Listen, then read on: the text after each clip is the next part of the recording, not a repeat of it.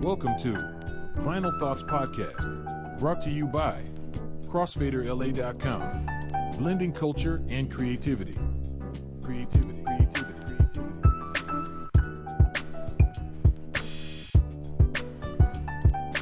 Final Thoughts Podcast. That was good. That was pretty good, actually. Synchronized women. Welcome back to Vinyl Thoughts. I'm your host, Jeremiah Martin Winston, the first of his kind. Second here with my brother John, and then third, my father, also known as Mario. Today we're talking about the hottest new album of the past couple of weeks, Sabrina Carpenter's album. I forget. You forgot the name? I forget. It's short and sweet. Thank you. It is short and sweet. You're welcome. Its name eludes me. But yeah, so we're talking about that album, as we'll talk about the hottest news, the hottest singles, and just our views on global politics. Fun. All right. Exactly. I didn't study for this test. We're expanding. I didn't study for this We're test. expanding as we sit here. And So what are your talk. opinions on tariffs, Jeremiah? Oh, No, please don't answer that. Please don't answer that. I have thoughts on tariffs, man. Let's save them for our B side. All right. Anyway, my news heavy. So, Jonathan, what's your news for today? Would you jump straight into the news today? Yeah. So you did research. I have a very lighthearted story today, and it's very early in the works. Tyler, the Creator, is going to be making what I think is his first major movie debut. Oh, shit. And it's called Marty Supreme. It's a ping pong story.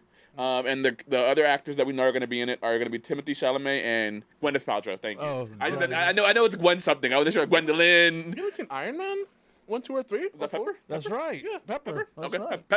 Pepper, Timothy, and Tyler are gonna be in this movie. The actual plot, Trio sounds wild, I will say. I think I could enjoy it. I'm gonna go see it.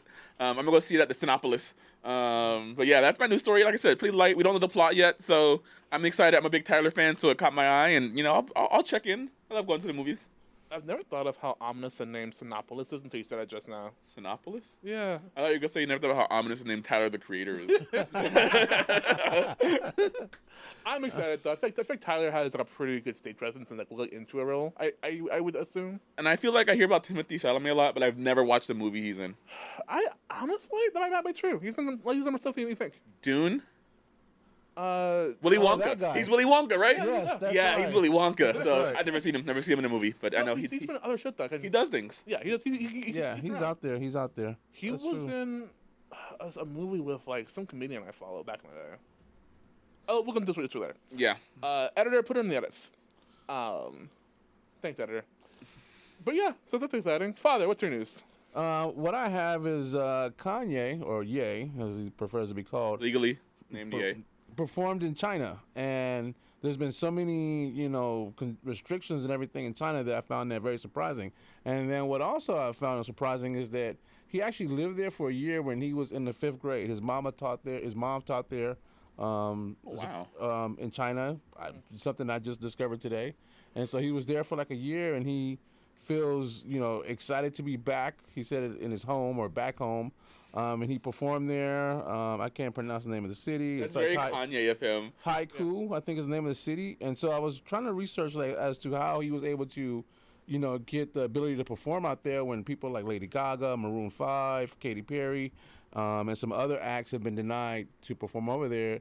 And I guess it's because the country is still trying to recover from COVID-19, and so they're trying to expand their tourism and bring big acts over to China and get some interest going back in tourism. So I thought it was pretty cool that he was able to perform there and find out that he actually lived there for a year. So I thought that was pretty cool. Okay. That was it. I did also not know Kanye. I imagine this means he speaks Chinese. You can imagine anything you want. It's free to imagine. We're in the U.S. It's free to imagine, I think. Okay. Yes, you can imagine only freely in the U.S., nowhere else. Well, that has been fun. Now it's time for the less fun part of our news story. The big one, which is this week, Diddy was arrested on, I want to say 14 felony charges, including sex trafficking, racketeering, transporting someone for prostitution, and a host of other charges. He's been denied bail, so he'll be in jail up until his trial happens. And he was indicted on a grand jury, which means that they have a pretty extensive case against him that it seems like it's been building up for a while. So that's, I think, the biggest piece of news this week. We've seen a lot of dominoes affecting his company. A lot of people have been resigning. Kesha weirdly changed the lyrics to some of her songs to say "fuck P Diddy." Did she actually change the lyrics to her song? I mean, she went on social media and did it. So and yes, she did, according to my producer. Yeah, right here. I just mean like if I go put it, if I pull that song up on streaming right now, will it say? Is it gonna say "fuck P Diddy"? Okay. Yeah. So yeah, it's a really big story. It's something that's kind of been, I feel like, an open secret for a little bit, right? Yeah, it has And been. then I know Cassie came out and spoke up against him a couple years ago. I think, or at least a year ago. I think that was one of the first dominoes. The investigation's been happening, and now we're kind of seeing it all come to fruition. So I hope that everyone gets the justice that they have wrought. And yeah, it's going to be a real time to see how everything plays out during the trial and after. They're saying a lot of names. They're speculating a lot of names. Speculating. I think that's being clear. I did say speculating, right? That's what I want to emphasize speculation. Oh, okay. The I word did speculation on this. They were speculating there's a ton of different names they're going to fall in regards to Diddy. Yeah. No, but I've seen names, and this is all alleged and speculation, so it's nothing that we're saying is definite, but like supposedly Jay-Z, LeBron James, Drake, and a whole bunch of slew of other high-ranking, not officials, but they're not officials. They're not officials. High-ranking celebrities. There you go. Yeah, definitely. So we shall see what happens. Is it true the FBI was watching him for like years? I heard that they were watching him for like a while. No, but I remember I saw it and they were like, it was like 2000 something, and I remember because this person was like, how you watch it for 20 years just to build your case. Like I feel like I feel at some point you got to. So yeah, like 10 years in, you probably have enough evidence at that point. But yeah, the FBI works in mysterious ways. I mean, let me start in the FBI, but in this case, I'm glad they eventually can barely keep Trump alive and. I'm sorry. Oh, shit. I'm gonna say not pocket shit, but that my one, bad. Keep that in, editor. Keep that one in. Keep that one in. Oh. All right, go ahead. Now you got. I can't do that. Now we can shut down and shit. FBI just come at your door. Yeah. Damn, getting audited next year. Anyway. Hey, if the FBI comes to our that might be our big break. I'm just saying. Grab your phone, start recording. This is Father with Crossfader Podcast. The FBI is at my door over some comments I made. Oh Lord. On the podcast. Singles of the week. Editor, play a song.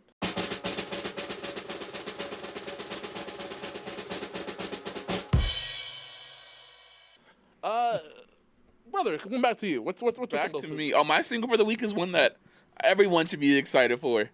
Playboy Carti dropped a single, All Red, from the album people have been waiting years from. Everyone a long time in Playboy Carti, and I feel like, for me personally, I feel like Playboy Carti is one of those people who has like the most annoying fan base. It's kind of hard, but like when I was listening to this single, I went back and I looked at his 3 albums. It's self-titled, I think, Playboy Carti, and then it's Die Lit, and then it's his last album, which I forget what it's called, A Whole Lot of Red. And it's like, yeah, he had the solid discography. All those 3 albums, I would say, like, yeah, go listen to those. The first 2 are like, I won't say, the first one, low-key, is an instant classic. You have Magnolia on there, which just goes crazy. Die Lit has a bunch of, I feel like, deep cuts that are really good. And Whole Lot of Red is one of those albums that, like, on first listen, you might not appreciate it.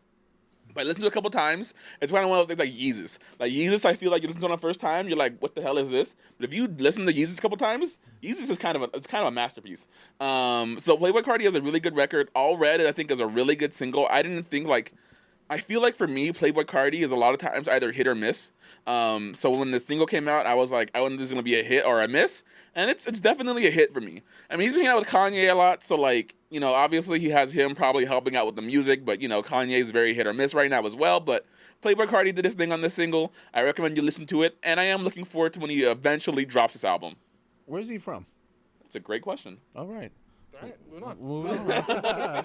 So, piggybacking on Kendrick Lamar's song that he dropped on September 11th, Watch the Party Die, he mentioned 2 MCs, D1 and Lecrae, and they both responded with their own individual songs. D1 has a song called Call It Like It Is, and so far it's had 188,000 views on it. Just dropped a couple days ago, and then Lecrae dropped a song called "What Would Lecrae Do," which has had almost 300,000 views on it. So, kudos to those guys. I think they're getting that stimulus package from Kendrick, and everyone's talking about them now. They seem to be getting a lot of attention, and I hope they can capitalize on the spotlight. Cool. All right. Yeah, I was a big D1 fan when I was 12, so I'm glad to hear that he's coming back and in the spotlight a little bit here. Both of these individuals actually have a pretty extensive catalog. So I mean, now that Kendrick has put that spotlight on them, I'm sure they're going to expand that. But they've been holding their own, before this. So Yeah, absolutely. kudos to those guys. Yep, for sure. All right, my single for the week is a bit of a, I don't want to say silly, but it's a little bit of a sillier. You're a silly guy. Let us hear it. Yeah, sure. So you guys know about the YouTube trend of doing rap battles between famous historical figures. No. Well, in that case, it's a famous YouTube trend. They do rap battles between historical figures. Now you know. And Oh, don't tell me they released it. Don't tell me they did the Kamala versus Donald Trump No, they do rap not. battle. but when that comes out, They do it every election. do? Yeah, they do. When it comes out, we hear it. I mean, I saw the mustard versus ketchup. Yes, that was a video. That Yes, it was. Just look it up. It's great. But this channel called Animation versus Anything released a song battle between Doctor Doom, the character from Marvel, and Dr. Doofenshmirtz from Phineas and Ferb. And let me tell you, that shit goes hard. Especially because for Doctor Doom, they combined that character with the rapping styles of one MF Doom. And used that to inform how he sounded in the rap battle. And then Doofenshmirtz is just funny to watch do a rap battle. So the combination of those two elements coming together makes for a really entertaining 3 minutes and 41 seconds. And I would highly recommend it if you have any familiarity with either character or with MF Doom at all. We'll add the link to it. So Yeah, go right now. Do it.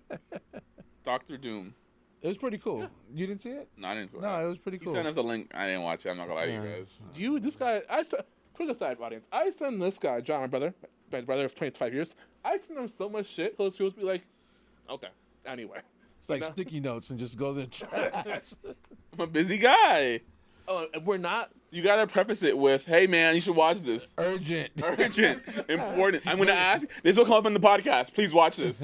It's like the emails you get, your credit card, and then you like what? And then you gotta open it up. Exactly. Yeah, I'm glad I have much email relativity to you as a credit card. If you need me, you can call me. Good luck with that. So we're moving on to our. Hold on a second. What? I'm What the hold on host. for? I'm- You're the host. I mean, I'm ready to dive into I didn't to realize this- that you were to the this authoritarian, Mr. Dr. Doom over here, trying to control everything. Okay, I feel like I have to ask you. You know who Dr. Doom is? Dr. Doom, You say that you don't know who he is, and I'm the listening. villain from Marvel, Yeah, but from which Marvel though? Professor Reed's arch nemesis, Professor. Fantastic Four. Isn't Professor Reed Dr. Reed? Yeah. Come on, you got doctorate, man. Come Richard on. Reed, you know, Yeah, come the most overrated superhero in Marvel. Yeah, he's his arch nemesis. Fucking what? He's a little overrated. You said the most overrated Marvel though. All he does is stretch. Exactly. He's like the smartest guy in He's Marvel. on a team with the Thing. His name Johnny. Flame on. Flame on. Torch. He went Torch. His wife who can turn invisible. Uh-huh. And he can stretch. He's the lamest guy on there. You know who else is smart? Tony Stark. And Tony had the suit. So he's overrated. He's a diet Tony Stark.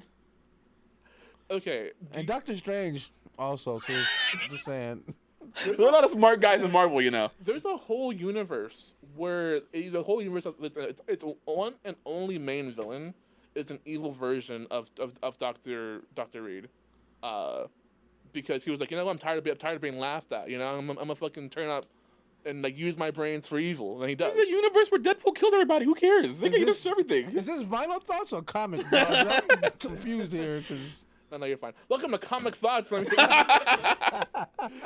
All right, back to our regularly scheduled episode. We have one album to cover, perhaps Just one. the hottest album of summer, Perhaps. debatably. Perhaps. Let's debate it. Short and Sweet by Sabrina Carpenter. Roll the music, editor. Please, please, please. Thank you, editor. I just want everybody to know that I am a Travis Scott fan. I enjoyed the Travis Scott album. When Travis Scott went number 2, I was heartbroken. I'm just kidding. But All right. So, as we all know, I am, of the three of us, the biggest fan of this kind of music in general. pop music. I think so. Yeah. I'd say you think that this kind of music like goes some I know, strange like, thing, like goes folk It sounds music like or something. To you guys, it is. It's not. No. No. Back on said earlier today. You ever listen to Taylor Swift? It goes crazy. I think this album is better than most Taylor Swift albums. Let's start. But it isn't better than Red. The album Taylor Swift album, Reddit? Yeah. Ooh, that's a good question. Yeah, exactly. Or was it 1987? 86. 86? That album? That one was hard. Certified classic. It's a classic right there. But yeah, have you guys listened before to Sabrina Carpenter before? Is this like first Sabrina time? Carpenter before? No. No, I have not. Okay, so your first time hearing her songs. What Absolutely. did y'all think? What are your impressions of this kind of artist, this kind of music? When I was researching her, I learned that she was in a Disney show. Yes, Girl I had Meets no World. idea. Girl Meets World. Yeah, it was the Boy Meets World sequel series. I had no idea she had her starts in Disney. Now it all makes Yeah. sense. She sounds like Ariana Grande, who I didn't say that. Okay. Well, That's wild. I am tired of this guy comparing everyone to Ariana Grande. Okay, I just want to establish that. Hey, we can go to Good Graces and play it, and she sounds just like her. I think of the whole album, that is the one song I'd say sounds like an Ariana Grande song. Absolutely. But like the whole album does not sound like an Ariana Grande. I didn't say the whole album, but there is a lot of similarities. I feel like this album. I think this is a decent album. I can't say I have no problem listening to it. Like No problem. if I'm working on something, this album can play in the background, and I probably won't hit skip. Background music. But I'm not gonna drive down Crenshaw listening to it. What's wrong with dudes who see that? Now he's being a hater. And I'm just giving you my honest opinion on it. I think it's a decent album. I appreciate a couple of songs. I think Bad Cam was really cool. Good Graces was actually really cool. I think the other one was it something with Poet, Dumb and Poet, or Dumb and Poetic. Yeah. I think that one was pretty cool. So I appreciate what she brings to the table. Sure. I feel like it's almost like a pot of gumbo, because you can see like there's different elements brought to the songs. It's very poppy, definitely on the pop tip, but Good Graces has that R&B kind of feeling to it. So there are elements of this album that I really do appreciate. It took me, it didn't take me long to get into it. I think I've listened to other albums this year that I felt like I had to like painstakingly force myself to listen to. This is not one of those albums. This is easy on the ears, and something you can just kind of vibe out to. That's very true. I think to be fair, that's the quality of this album. I think it was made intentionally to be able to listen to easily. Like, there's a reason why like two of this album's songs, like Please, Please, Please and Espresso, are like not just Espresso, but like what's the new one? Taste are like really big on the radio. It is Espresso. Oh, so there you go, Espresso. Are really big right now on the radio because they're easy to listen to and just really get into the groove of what the songs are going for. But yeah, what do you think, Jonathan? You got some thoughts while they were speaking? He's being a hater. I feel like he was being a hater, but I can't really sit here and pretend that it was like my favorite album in the world. I feel like I listened to this album. I listened to it all the way through, and I was like, yeah, that's why I listen to pop music. That's really like the conclusion I came to. Like, I didn't think it was bad, and then by any definition, I felt like it didn't speak to me, and I almost feel bad reviewing it. I'm trying to be as unbiased as possible to an album that I wouldn't have I will never put back on. But I don't think it was bad by any definition. I just don't think pop music is my thing, and I think this certified it. Like, honestly, before you got here, I was saying this, and you'll love to hear this. I listened to Epic more than I enjoy listening. Like, Epic was great. It was crazy. And then I put this on, and I was like, this is cool. I'm trying something. It's no Epic though. There's no Epic, but there's no Epic. Epic is. I might put Epic on tonight. I'm gonna that actually. I'm glad. So what is it about? Like, you think this album about pop music that you think kind of misses the mark for you? I think the only time I like pop music is when it's one of those radio songs. So that's like super easy to dance to, and it's kind of energetic. When like some of these pop songs are a little bit more melodic, a little bit slower, a little bit they're meant for something different than being on the radio, obviously. And that's like I really can't hate on a pop artist for doing that. That's what an album should be. But like those songs just don't like they don't speak to me. Like I don't particularly. I feel I don't particularly enjoy them, but I also don't particularly dislike them. Sure. But I almost feel like he said he'd put it on as background music. I'd switch it if it was background music because I'd rather have something else on. But I think the album's really good, so I'm kind of torn. Kind of torn. Yeah, because it's definitely a good album. Like I feel that like Bedcam, I feel like was probably like one of my like if there was a song that I had to pick, I think that'd probably be the one. But I also feel like it could use like a hip hop remix. It's like it's almost there. Every song needed a hip hop remix. But this would probably be the one that could do it. You know, you could have a remix and have someone spitting bars on it. I could actually see Kodak Black on this song and shit because he's damn near on everything. You know what I mean? Yeah. But you know, it's just that's probably like the song that had like the right tempo. I think when I was first listening to this album, Bedcam was the song that made me think the album was really good, actually. Remember, I was kind of like, okay, this is not bad. And then Bedcam, I was like, oh, okay, this is kind of fun. This is kind of interesting. The challenge I have with the album, Sure. as much as I do think it's like a good album, at the end of the day, I still feel like I'm listening to some young teenage girl. Like even though she's not, she's there's a lot of sexual innuendos in this album. Yes.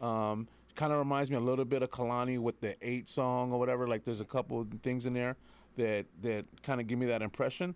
But at the end of the day, like when I step back and listen to it, it just sounds like a young teenager singing. So that kind of is like one of the reasons why I can't gravitate toward it or say like, yeah, this is going to be a song that I put on my playlist. Sure. I can just appreciate the music of it. Yeah, I think that's totally fine for sure. I think it's we recognize that all music's not made for us, but we can appreciate that it's Absolutely. like has qualities. That's how I feel about Don't Get You Like. Nas? No, not Nas. I love Nas. Yeah, we talked about on the podcast. Chief Keef? Yeah, Chief Keef. Well, I don't care for Chief Keef, but like I recognize that people like Chief Keef, and that's fine. People like Chief Keef. Yeah. But like I as far as top albums go, I think this album is not necessarily breaking the mold in terms of subject matter. Like, a lot of it is very relationship focused. No, I want to let you finish, but I'm pondering something over here. So I want to tell your thought because I do want to hear it. But those albums that break the mold in terms of like what's covering, it's like really a lot of like relationship based stuff. Like that's kind of the central mold the album spreads off from. So I think that was stuff I would maybe preferred some of the other stuff, but I do think the songs that come out of it are like varied enough where I don't know, still listen to thinking about it. Like Bedcam sounds different from Sharper's Tool, which sounds different from Good Graces, which sounds different from Espresso. Yes. So like I do think there's a lot of variety in the genre itself here that I really enjoy.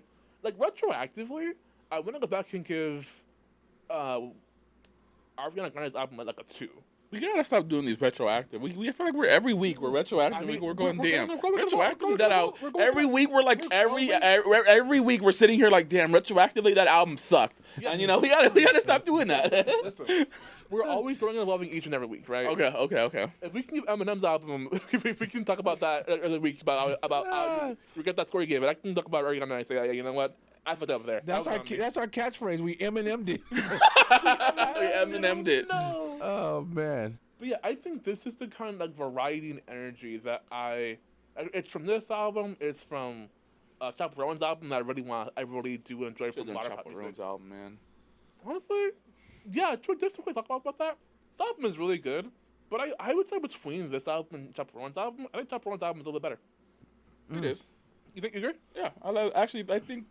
I have no comments. I don't listen to. I've never put the album on start to finish, right? Yeah. But I'm pretty sure every song from that album that I've heard, I liked at first or grew on me. Except for Super Graphic Ultra Mode. Hate that song. But everything else in the album, I like that album. Yeah, you agree? Yeah, I cannot get into that song. That's an album too where like it's very clearly by like relationships, but also by like being queer from the Midwest. Yeah. Which I think gives it a unique dimensionality. That's true, it does. This album kind of is a little bit. We talk about this like it is kind of one dimensional in like what it's talking about. It is.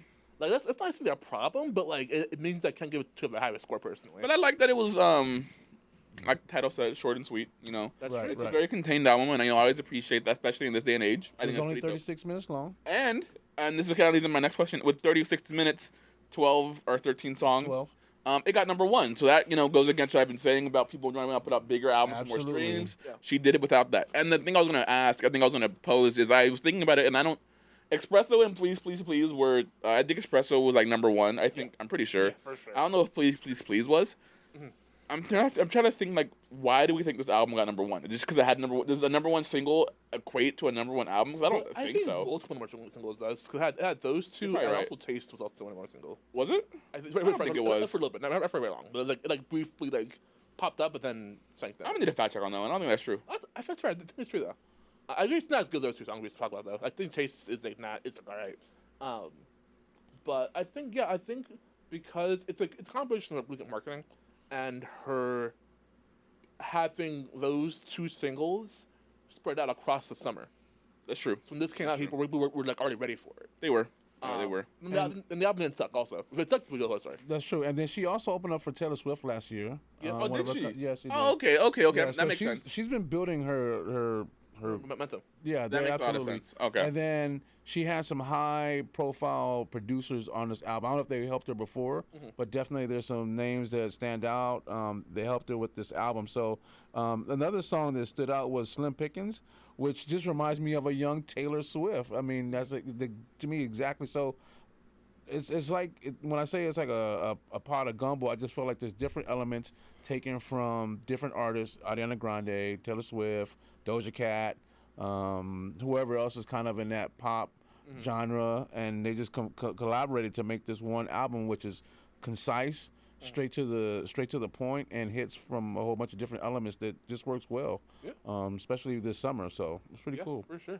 And then this is like sorry, but this is like album number. She has like multiple albums. That's another thing. She has like 6 albums. This isn't like she just dropped out the sky. We just new to us, but she's been building. Yeah, I think I just went to her last album because I talked about it on some podcast even back last year. I think it was Emos Never Send. I think is what it's called. I talked about how like it was like pretty good. It had a little bit more varied matter about what was talking about. A little bit about her parents' divorce, her dad cheating. But I think weirdly enough, much of this album had covered more topics. Like the actual songs were just better here. Probably because we had those different producers. Yeah. Cover different genres. Like you said, Slim Pickens is like has a really interesting country twang to it. Juno's is kind of funny. Bedcome's just kind of interesting to listen to. It was just a lot of good stuff that's being hit up on here. That I think kind of makes for a bit of a lightning in a bottle kind of album for me at least. Yeah, I think like this. It's a very specific kind of like pop music in that it's like meant to appeal to the widest audience of like primarily young feminine people. But like I think it really gets the audience like really well. To the point where like, I can still sit here and I really enjoy a lot of songs from it. Yeah, I think this is overall a really really solid project. This is not to bring Drake into this. How are we bringing Drake? I know exactly.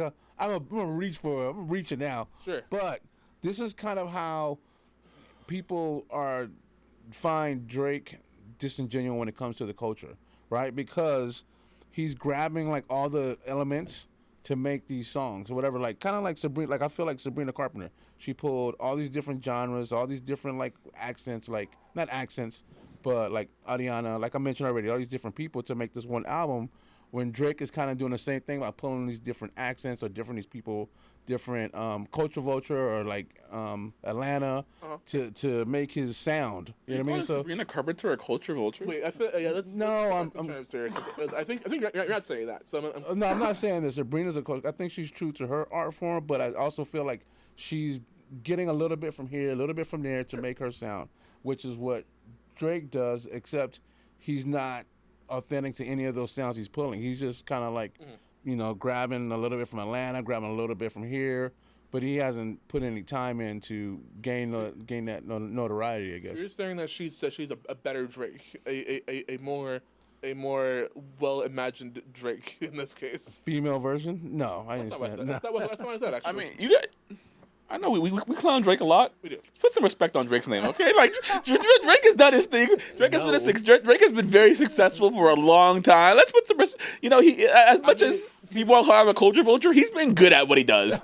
Yes, he has. He has been. He's he not has. like us. We're not good at what we do. Come on, man, don't do us like. Come on, No, I'm don't do us like that. I will admit that's a stretch, but I just feel like it's kind of. But when I think of what Sabrina did to make this album, it just reminds me of what Drake does to make his albums. You know what I mean? So, great artists do pull from different sounds and cultures, and I think like what I talk about in making Ariana's album like lower. That is because I think her album sounded very samey all the way through. Right. But same as Big Sean's, honestly. Big Sean's albums kind of sound the same all the way through for the kind of part. Whereas this album, for all of its like flaws, sounds different from song to song. I think we can all, like, to a degree. Speaking of Ariana Grande's album, Oh. when we were when we listened to that album, I was sitting there and I remember I was like, I feel like we're missing something here. Okay. I feel like there is a piece of context that we are missing and that like is hindering my ability to understand what is happening here. Sure. According to Twitter, I saw this on Twitter the other day, and I just popped into my mind. According to Twitter, that album is about her divorce, but she couldn't talk about her divorce because of the legal proceedings. So she made a concept album talk about her divorce.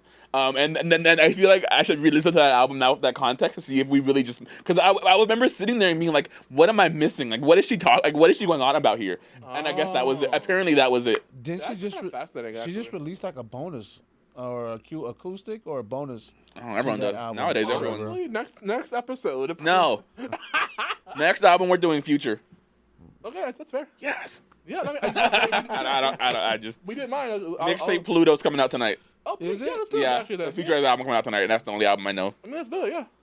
I mean, that shut up her own. So like, Man, Mixtape Pluto. Okay. not sorry, Sabrina. I think Chopper One's album is like the best album of the year, though. I think that's why I mentioned it. Isn't it? But I came out last year, I think. Was he That album, last that year? album isn't even new. That's an old album. That's She just got probably right after it. yeah, I forgot what happened. I used to bump Red Tipping over last year before, then I remember being like, oh yeah, what album are you talking about? It's called The Rise and Fall of the Midwestern Princess. Oh yeah, right. Okay, It got came it. out I think like maybe year. December, September last year. yeah. But I forgot what happened that made her start popping off. Oh, is she new? I mean, like, is this So her she first used to make album? music on TikTok for a while, but I Okay. think it was one of her first like albums that the public has like noticed. And She made a statement just the other day. Once again, something I saw on Twitter, so it could be totally bullshit. But she's made a statement in an interview apparently that she's been making music and putting out bodies of work since 2014. yeah, And she's just now getting popular. yeah, that's Well, this was her, and I think we all know this is true. This was supposed to be her last year of music. She was gonna stop making Yeah. music if she didn't make it this year. She said no. There She a was like, song on this album about how she is sad about leaving California because she feels like she's failed. she was gonna That's stop, an irony. And but then she knocked it out of the then park. she knocked it apart. Yeah, Knocked out. Now she's telling photographers and paparazzi. Shut the fuck up. that's celebrity status, baby. Yeah, Yeah. that's right. Yeah, I think it's really great. I think it's really great, for her music, for like queer culture as well, for a lot of reasons. Whereas Sabrina Carpenter's album, I think, unfortunately, it's a good album. It's a good album, but I think it does not have that same. I just, a lot of the album's substance comes from explorations of her sexuality and of her relationships. Yes. But because they're so popular in this genre, between like Taylor Swift, Ariana Grande, Katy Perry, etc., for me, it's hard to find those subjects being differentiated in a meaningful way in this album. Like, to me, there's not like a really like bombshell new spin on any of those things necessarily. But besides the idea that she is being open and honest about those things, and traditionally they're seen as like kind of things you want to like hide away, and she's like not doing that. So that's cool. But like besides for that, I think there's not a lot that I can really say. Oh, that's new. That's unique. That's a new take on this thought, right? I don't know. I feel like that's my one thing about that album. I think I keep coming back to. Because otherwise, I think sonically, I think I have no issues with the album for me. I agree. Sonically, it's cool. Yeah, absolutely. There's no song I can pinpoint as a bad song. Yeah. But Sweet Pickins, the country twang didn't do it. I was not a fan. I think the song that what was the song that I have it here Yeah. that I thought was like that would hit the skip button as soon as it came on. Lie to Girls. Oh, I love Lighter Girl. well, That's a shame. I thought that guys was cool. So it was cool. I agree. I'm more on Jeremiah's side. yeah. Yeah, so that was me though. That one's all about fucking what's it called? Lying to girls, I assume. You would, I gave it a coolness. I didn't pull up. I didn't rap genius it. it's about how you like a guy or person so much that you're willing to lie to yourself to excuse your bad behavior. No. I think that's a little bit more interesting than some other stuff with this album, honestly. What about Juno? What's that about? I know. I said, what about Juno? I was just asking your thoughts about that song. Oh, that's a lot.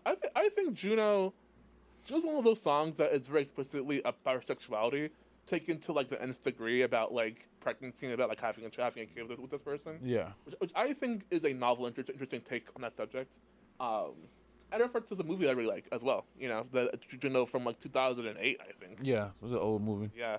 Back when I was like 12, I think as well. So I find that a really like novel and interesting song, and I think it sounds fine. I think it sounds fine. I think it doesn't sound amazing, but I think it gets the job done, so to speak. I'm happy this album gave us Espresso. Yeah. I think that song on itself was worth the whole album. Espresso was worth it, you know? This album could have been Espresso and like 10 trash songs. Yeah, that's fair. And that would have sucked, but would have still not Espresso. You know, we talked about this album, well, not this album, but we talked about, what's the name? Is it Espresso or Please, Please? That, in my opinion, and this is just my opinion, it sampled a song from the 70s. Yeah, it's Pink Floyd. Yes. But when I was doing my homework, and there's no, I went to, what's it called? What's the name? Who Sampled?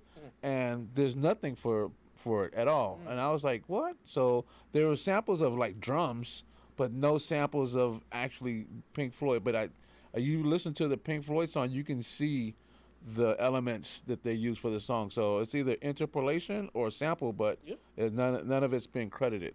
Gotcha. Speaking of samples and credit, this is not dealing with this, but it is kind of important. Should have talked about it during the news segment.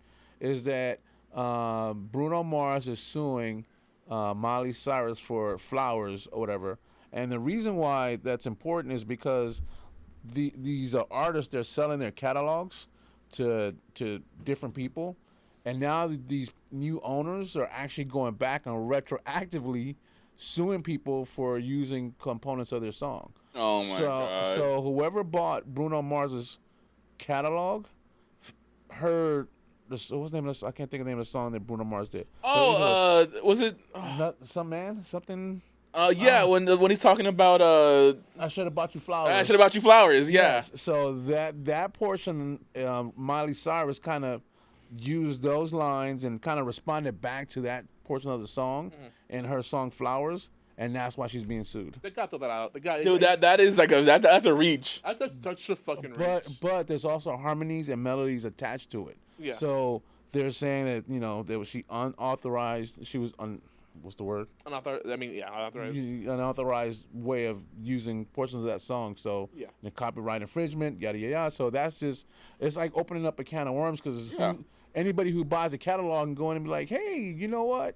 You use this song and yada yada yada. So if they didn't get clearance, and it's going to lead to a lot of lawsuits, because these artists are now selling their catalogs because they want the money now up front, and they realize that the value of owning catalogs is starting to diminish. Yeah. And so they're just kind of getting rid of it, and now the people that are buying it are looking for ways to capitalize off of owning it. Yeah. That's gonna be a lot of legal battles to get. I just feel like there is I think some judge has grasped the line between like stealing copyrighted work and then just having art that is referencing other art. I think it should be a very short statute of limitations on that one. They should. Oh, also that's true. That would probably fix the problem. But then if you think about sampling, right? Because now, as a producer, that's a good point. As a producer, I go back and listen to stuff that was made in the 60s, and I'm like, that sounds dope. Let me sample it. And now it's 2024. What, you're going to tell me? Because, I get it. Like, that works for me. But what you're saying. Honestly, I totally off topic now. I definitely am of the opinion that, like, it should be a lot easier to sample. I really don't care that, you made this song 40 years ago and you're mad that I looped the beat and started rapping over it. Like, get over it, dog. Like, you had your time. Like, it's a personal problem that I made a song that's better than your song I sampled the beat. Like, get over it, man. I guess, but the counterpoint, though, like, if I made a song and I got, like, $10 from it, you can get, like, $1 million from you using my song, I would be pissed. Skill issue. Get better. That's a skill issue, man. It's not. Hey, you made it a hot line. I made it a hot song. Like, get out of here. That's the Drake influence. That's Jay-Z. Is it really Jay-Z? That's Yes, that's Jay-Z. He's dissing And Nas. Nas. He's dissing Nas. It's What was Dead that? Presidents 2. Dead President. He's got it. He's It's got Dead it. Presidents 1, or Dead Presidents got the line from. So yeah, Yeah. Nah, so. but I Reasonable Doubt. Jay-Z's first. You gotta go listen to that one. You know. Okay. You said it was trash. I got it on the last You're episode. right. What, Reasonable Doubt? Yeah, No. You didn't say it was trash. You were saying, "Who's this old guy gonna tell me what?" Here's I what. can and Here's can't what do? I'll say about. I said I'll say it again. I don't want Jay-Z or any old head to sit here talk about how new artists should act. Jay-Z was talking crazy on Reasonable Doubt. yeah, I agree. Jay-Z was flooding the streets with drugs and harming his own community. Yes. And you know what? That's fine, but don't be a hypocrite now. That's all I'm saying. I wonder if everyone's gonna get arrested for that. Nah, he knew the feds were watching. There's a whole documentary on it. Jay-Z was moving. Jay-Z knew how to move. Jay-Z knew what he was doing. Statutes of limitation on that.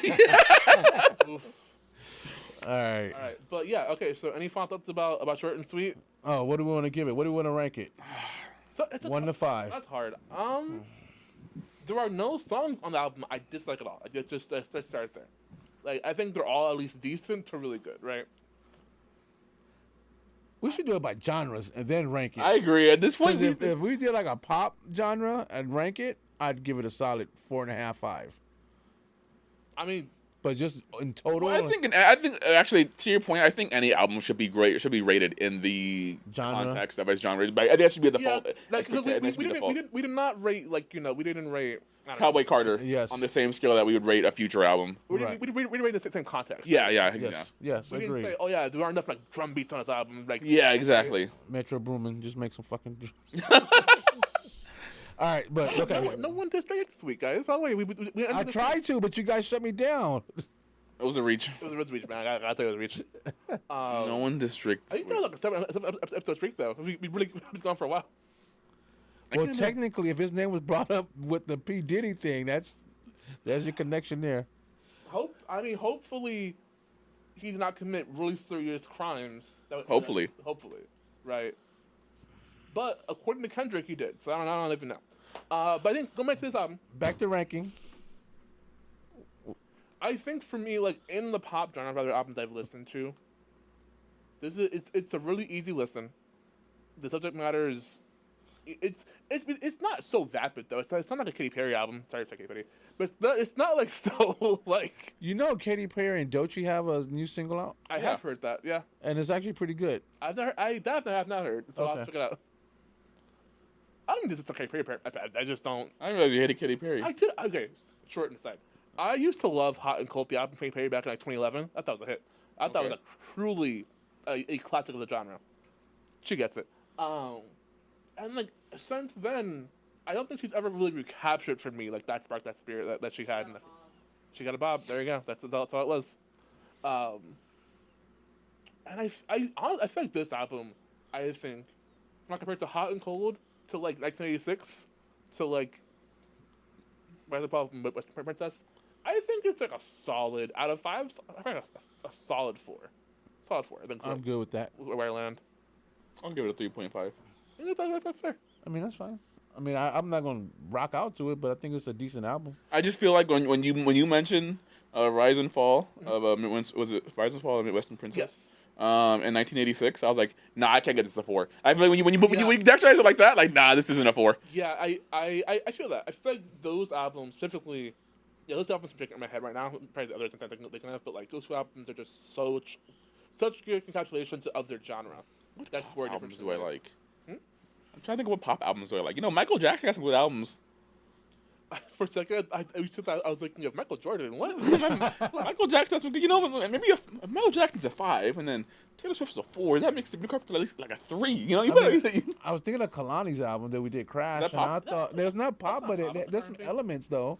I mean, like you could hear Good Graces. Is that R&B and soul? Yeah, Good Graces was technically an R&B song. Okay, I see what you're saying. So, but When I compare this to my favorite album, my favorite artist of this genre, Sabrillius, I don't think it has any of the same soul or narrative through line that I think really, for me, really makes albums like this stand out. So, is your favorite pop artist? Sorry. Yeah, like actually, What do you think of Michael Jackson?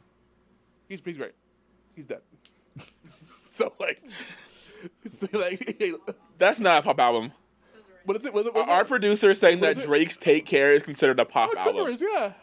Wait, so actually, sorry, Take Care. The album is a pop album, and you got Marvin's Room. You got "Take Care" of the song. You I've been vindicated. True Love. Okay. Ooh, it might be a pop album. That's a golden pop album. Wait, so do you hate pop? Did you say pop then? Man, that's me. Or do you just Hold say, on. do you say woman? If we are contextualizing it like this, that just makes this a really bad pop album to me. Why? Because if you put it like that, if like now you're saying it, like yeah, The Weeknd, he has some banger albums. Yeah, it's pop. This isn't hidden like that. Okay, So maybe it's not that good. interesting. Damn. That's the When you put it like when you contextualize like that, It's what I want to ask. Like we mentioned earlier, I think you kind of talked to. Take Care's not a pop album. But John, yeah, what is it about like Drake and Weeknd that you really like the first pop albums? But this one for you, like sonically, is not really hitting. Like we think that is the difference. well, I don't think they're pop. To me, those aren't pop albums. Mm-hmm. To me, I do not think Drake's Take Care is a pop album. Why not? It's not pop album, but it has pop music. It has pop music in it, and the pop music in the album is pretty solid. Now you can see how I was able to bridge Sabrina Carpenter. During Drake, He also was in a TV show. is I Can't Feel My Face a pop You're song? right. He was in Degrassi. Is I Can't Feel My Face a pop song?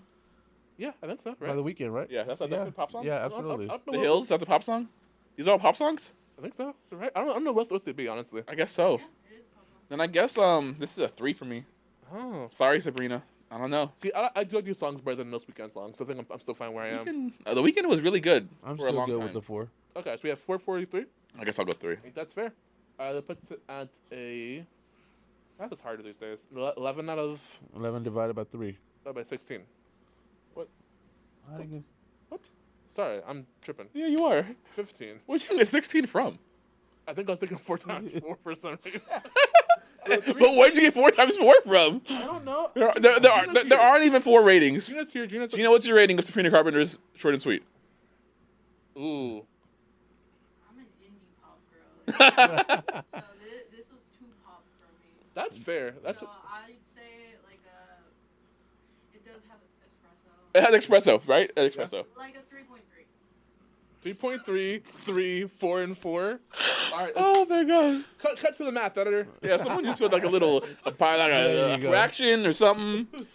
We'll This get is it. not going in the Vinyl Thoughts Hall of Fame, though. It's not what? It's not going in the Vinyl Thoughts Hall of Fame. No, not at all. Do you not think espresso though is worth being in our? If we had, if there's there's like a single section, Is there not? Espresso can make it. But for the album section, Yeah, it's not making it. No, I'm good with that. Yeah, I think talking about pop music in general, talking about the songs you will like from pop albums, I think I agree. Like, it's pretty good, but it's not hitting the highs that I personally like. But I do think that I will say, I think it deserves its popularity this summer. I think it's. Oh yeah, I think she earned it. Yeah. Absolutely. Now you got me sitting here rethinking what's a pop album because That's what I want to talk. I want to think what about makes this the stuff, Weeknd's man. album a pop album? I want to engage with the material here and consider. I did a lot of engaging today, so And I appreciate that. Pop album? Doo-Wops and Hooligans? Bruno Mars? I consider Bruno Mars pop. Yeah, I could see that. Absolutely. I wouldn't actually. That's What What do you else think would they be? considered R&B? But I feel like Yeah, I feel like the R&B, I yeah. feel like the problem Yeah. is that pop doesn't describe anything. The word pop is just popular, right? It's just Yes. popular music. It doesn't describe anything other than the fact that it's popular. I think nowadays it's a certain connotation of pop, right? There's like bubblegum pop, indie pop. Yeah. Yeah, absolutely. Pop's That's like Crane Wives. It's like I never listened to Crane Wives. But see, not to cut you off, but like as Gina mentioned, Yeah. bubblegum pop.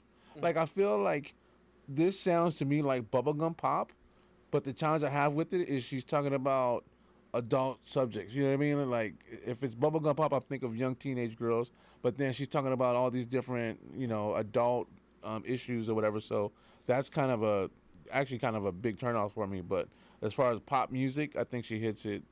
She's dead on with that. right. So it ends up, I think, after doing the math, if we do, four, Oh, here's the thought. What's up? I'm just thinking about all the other pop artists I like more, cause like even Olivia Rodrigo, like I like her music more. Like you got me really thinking, like I guess I just don't like Sabrina Carpenter. Damn. That's fine. That's fine. That's why I want us to talk about it. Because I feel like, I thought it was a pop thing, but no, it's just a Sabrina Carpenter thing. we're bottom back from hitting pop. I am so sorry, Sabrina. You No, you don't deserve this. You didn't deserve this. I'm so sorry. Got us straight in. Yeah, no, you didn't deserve this, Sabrina. You did everything right. I got nothing against you, but now that I'm thinking about it, damn. Girl in Red, Charlie XCX, right? You know Charlie XCX. I like Charlie XCX. That's pop. I mean, I like Brat, but I feel like liking Brat right now is like that's just a thing. People just you just like if you've heard Brat, yeah, type of pop. If you've heard Brat, you should like Brat. I think that's just Billie Eilish, Renee Rapp. Billie Eilish. Never Oh, I love Lord's albums. Lord makes good music. Lord, I can't put up with And the more we Is talk Lord about pop? pop albums, Yeah, it's like, I guess damn, so. Sabrina Carpenter's album just isn't that They good. just getting Eminem over and over and over. Better now than next week, though, right? Oh my god. See, I just don't listen enough pop. That's my thing. Like I'm listening to this album, just evaluate. I'm just evaluating this album as its own entity. I think that's it. a really solid perspective. But I think that we have that, and not to sing at all. I do think that's good to have for sure. I just am thinking of all. I'm just like, oh wait, That's pop music. yeah, exactly, It's all right. pop music. So I'm like, stacked against those things, where does it fall in like my ranking list? And I'm like, well, it's not better than Lord's See? first album. You walked in here wearing a Sabrina Carpenter jersey, like, ooh, give me an S, give me an A. I was talk about it because first post album of the summer we didn't talk about it once. I actually think it was a big oversight in our lexicon. Check us out on VonThoughts.com. But yeah, it's not. I honestly, truly, I think it's an issue of not heart. Like it definitely has heart, but it's not have a very because like for me, for instance, right. Thinking about Lord, Tiberius, Chaperone, all their albums have a really strong like narrative through line that adds texture to the really fun pop songs. The Weeknd's albums have a through line. Yeah. Always drugs and partying every single time. He's consistent. And I think that through line and how it affects the songs around it matters. And I think for this album, it being about sexuality, but being a sexuality in a really in a way that's really palatable for a general audience, I think makes it harder to like really enjoy to its fullest degree. Are you calling Sabrina Carpenter a sellout? No. I'm going to. No. Just I need those clips, you know? I gotta get those. I'm trying to get those clips. Clickbait. Yeah, I'm trying to clickbait here. I mean, I think you saying that to clickbait. Honestly, that's good. But yeah, I think though for quality wise, I think I'll stick with 4. But I think on my tiers of pop albums, I think it's probably under Michael Jackson, Lord Tiberius, etc. All right. So we still ends up being ranked like around total like a 3.5. Yeah. Yeah. About 3.5. So, there we go. Good job, Sabrina. Yeah, which I think is proportionally about the same as Fantana ranked it, actually. All right. There we go. Yeah, it is actually. Yeah. We're Fantano. We're Fantano. We're Fantano. All right, guys. Thanks for watching this episode of Vinyl Thoughts. Check us out on ChrisFader.com for all of our merchandise, more bonus thoughts, and our next pop-up, which is going to be... Which, when this airs, it'll be tomorrow, Saturday, September 28th, at you the go. Enclave in Torrance from 12 to 5. I'll be there. Hope to see you guys there. Come support, say hi, show some love. Tell us your final thoughts about this album or any other we've covered on the show. Absolutely. We'd love to get your feedback. Do you think Eminem's album was trash? Do you think this album was better than we're credit for? Who knows? But you know. You tell us. I want to listen to Take Care now. I don't. Anyway, that's it for today. We'll catch you later. That's our Peace. Vinyl Thoughts. Bye. Peace.